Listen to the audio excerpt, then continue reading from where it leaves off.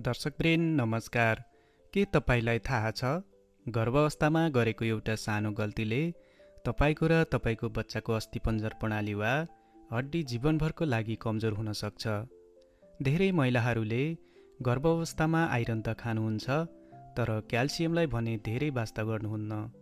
आज हामी कुरा गर्नेछौँ गर्भवती र सुत्केरी अवस्थामा क्याल्सियम किन महत्त्वपूर्ण छ। गर्भावस्थामा थप क्याल्सियमको आवश्यकता किन पर्छ त? यसका मुख्य कारणहरू यस प्रकार छन्। गर्भमा रहेको भुँडको हड्डी, दाँत, मुटु र मांसपेशी जस्ता अङ्गहरूको विकासका लागि अतिरिक्त क्याल्सियमको अनिवार्य हुन्छ। क्याल्सियमको सेवनले गर्भवती आमामा हुन सक्ने उच्च रक्तचाप र प्रिक्लम्सिया अथवा गम्भीर उच्च रक्तचापको जोखिमलाई कम गर्छ।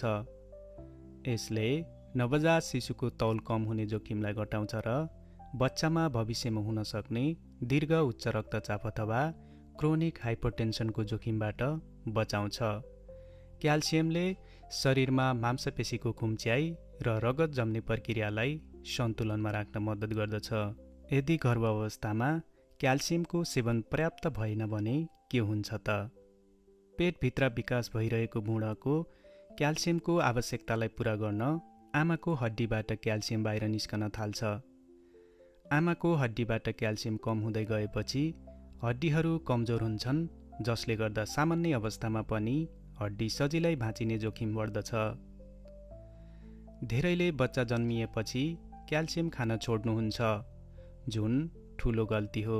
बच्चा जन्मिएपछि पनि क्याल्सियमको आवश्यकता घट्दैन, बरु झन बढ्दछ। सुत्केरी आमाले बच्चालाई दुध खुवाउँदा दुध उत्पादन र निष्कासनका लागि आफ्नो शरीरबाट दैनिक ठुलो मात्रामा क्याल्सियम खर्च गरिरहनु भएको हुन्छ। डेलिभरी पछिको थकान मेटाउन र हड्डीको घनत्व वा खिएको हड्डी फिर्ता ल्याउन सुत्केरी भएको कम्तीमा पनि 6 महिनासम्म क्याल्सियम खान जरुरी हुन्छ। अब भने हामी क्याल्सियमका मुख्य स्रोतहरूको बारेमा कुरा गर्नेछौँ। चक्की मात्रै होइन, हाम्रो भान्सामै क्याल्सियमका प्रशस्त स्रोतहरू छन्। डेयरी उत्पादन, दुध, दही, पनिर र मही जस्ता चिजहरू क्याल्सियमका सबैभन्दा सजिलो स्रोतहरू हुन्। स्थानीय अन्न, नेपालमा पाइने कोदो र फापर क्याल्सियमका उत्कृष्ट खानी हुन्। हरियो सागपात, पालुङ्गो, लटेको साग र विशेष गरी सिस्नोमा प्रशस्त मात्रामा क्याल्सियम पाइन्छ। गेडागुडी र बिउहरू, तिल, भटमास, सिमी र बदाममा पनि राम्रो मात्रामा क्याल्सियम हुन्छ। हड्डीसहित खान मिल्ने ससाना माछाहरू क्याल्सियमका राम्रो स्रोतहरू हुन्। एउटा कुरामा भने सधैँ ध्यान दिनुहोला, क्याल्सियम र आइरनको चक्की कहिल्यै पनि सँगै नखानुहोस्। यी दुई सँगै खाँदा शरीरले राम्रोसँग सोच्न सक्दैन। क्याल्सियम खानुभएको छ भने कम्तीमा 2 देखि 3 घण्टापछि मात्र आइरन चक्की खानुहोस्। स्वस्थ आमाले नै स्वस्थ बच्चालाई जन्म दिन सक्नुहुन्छ।